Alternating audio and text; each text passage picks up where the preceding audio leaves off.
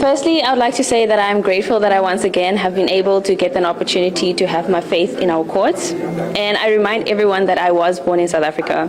I have applied through the proper legal channels to have my status and citizenship determined. I believe that I have been treated unfairly and targeted, and there has been an attempt to make me as an example. But my message is not going to be one out of anger.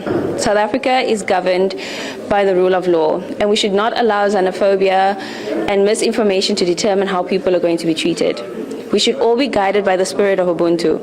Throughout this ordeal, I have availed myself of all appropriate legal recourse, and I'll continue to respect and abide by each process.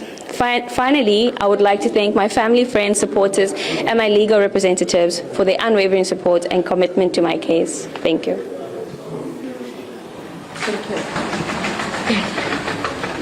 Hello, you guys, and welcome back to SA Social Media News. Chidimma Adetshina broke her silence outside a Cape Town courtroom on Wednesday, the 19th of August, 2026, delivering a composed public statement after her deportation case was postponed.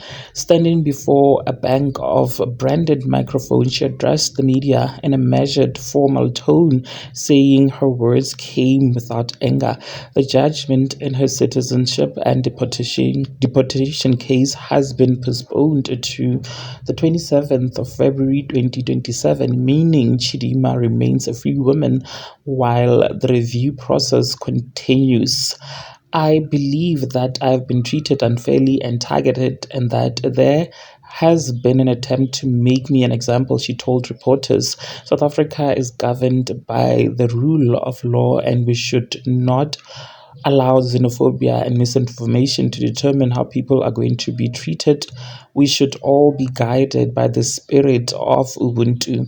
Now, during her statement, she confirmed that she had pursued every available legal avenue and intended to keep doing so.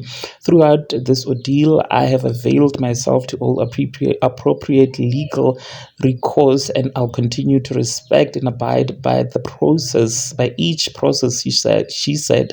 She closed by thanking her family, friends, and supporters and legal team for what she described as their unwavering support and commitment to her case. Well, there you have it, you guys. What are your thoughts? Please do engage them with me in the comment section down below. Like this video and do make sure that you do share it. I'll see you in the next one. Bye.